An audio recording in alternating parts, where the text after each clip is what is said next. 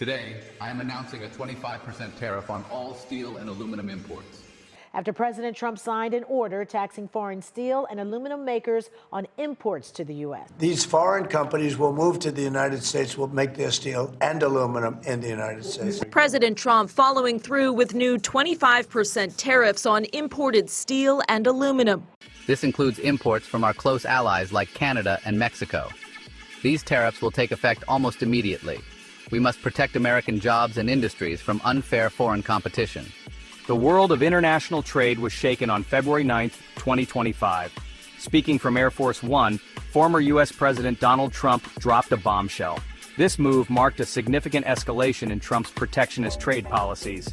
Trump's announcement sent shockwaves through global markets, raising serious concerns about potential damage to relationships with key allies.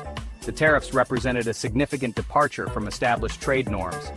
Trump's decision to target steel and aluminum had far-reaching implications. The move was met with a mixture of apprehension and defiance from world leaders. The steel and aluminum industries reacted with a mix of optimism and caution. While the tariffs promised to protect domestic producers, they also threatened to disrupt supply chains. As governments and businesses scrambled to assess the fallout, one thing was clear: the global trade landscape had been irrevocably altered. The immediate impact of Trump's announcement was felt in the financial markets. Asian steelmakers, heavily reliant on exports to the U.S., saw their share prices tumble. The uncertainty surrounding the tariffs sent ripples of anxiety through global supply chains. Businesses that relied on imported steel and aluminum faced the prospect of higher costs and potential disruptions. The tariffs threatened to upend carefully calibrated production processes. Economists warned of a potential slowdown in global economic growth. The tariffs could lead to higher prices for consumers. They could also spark a wave of protectionist measures from other countries. The International Monetary Fund, IMF, expressed concern that the tariffs could undermine the rules-based trading system. The IMF urged all parties to engage in dialogue and find a negotiated solution. Despite these warnings, the Trump administration appeared determined to press ahead with its protectionist agenda. The world watched nervously as the situation unfolded, bracing for the potentially far-reaching consequences of Trump's bold move. If other countries impose tariffs on American goods, the U.S. will respond in kind. This is about reciprocity. We must pressure our trading partners into lowering their barriers to American products.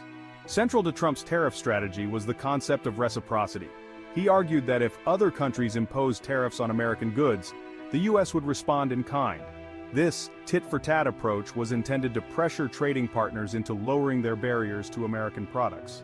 However, critics argued that this approach would only escalate trade tensions and harm the global economy. Trump's use of tariffs as a negotiating tool marked a departure from traditional trade diplomacy. Trump had expressed skepticism about the effectiveness of multilateral agreements in organizations like the World Trade Organization, WTO. He preferred bilateral deals that he believed would give the U.S. more leverage. Despite concerns, the Trump administration maintained that its focus on reciprocity was necessary to protect American interests. They argued that previous administrations had allowed other countries to take advantage of the U.S. in trade deals. Trump's tariffs were not just aimed at economic rivals like China. They also targeted close allies like Canada, Mexico, and the European Union. These countries expressed dismay at the tariffs, arguing that they were unjustified and harmful to the global economy. Australia, a key U.S. ally in the Asia-Pacific region, also expressed concern about the tariffs. Australian steel and aluminum are critical to our shared defense interests and create thousands of jobs in the U.S. We are seeking exemptions on this basis. Canada and Mexico, both parties to the North American Free Trade Agreement with the U.S., found themselves in a particularly precarious position. They were major suppliers of steel and aluminum to the U.S., and the tariffs threatened to disrupt their economies. Both countries vowed to retaliate with tariffs of their own on American goods. The European Union, a bloc of 27 countries, also reacted strongly to Trump's tariffs. We threatened to impose retaliatory tariffs on a range of American products, from motorcycles to bourbon. Additionally, we are preparing to file a complaint against the U.S. at the WTO, arguing that the tariffs violate international trade rules. China, the world's largest producer and exporter of steel and aluminum, emerged as a central target of Trump's tariffs. The tariffs were seen as part of a broader effort by the Trump administration to challenge China's economic practices and global influence. China had already been engaged in a tit-for-tat trade war with the US, with both sides imposing tariffs on billions of dollars worth of each other's goods. Trump's decision to impose tariffs on steel and aluminum imports from China further escalated trade tensions between the two economic giants. We vow to retaliate with tariffs of our own on American products. This raised the specter of a full-blown trade war that could have devastating consequences for the global economy. The potential for a trade war between the US and China sent shockwaves through global markets. Investors worried about the impact on global growth and supply chains. Businesses expressed concern about the uncertainty and potential for disruptions. The International Monetary Fund has warned that a trade war will have no winners, only losers. Throughout history, tariffs have often been used as a tool of economic policy, with varying degrees of success. From the Smoot-Hawley tariff of the 1930s, which exacerbated the Great Depression, to the more targeted tariffs of recent decades, the impact has always been complex and far-reaching. Economists and historians alike have debated the effectiveness of tariffs in achieving their intended goals.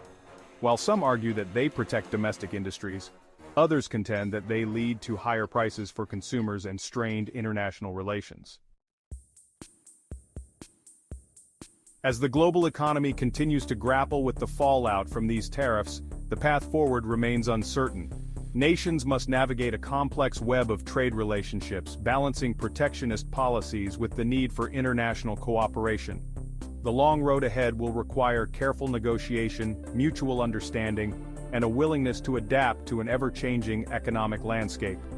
Only time will tell whether the strategies employed today will lead to a more stable and prosperous global economy in the future.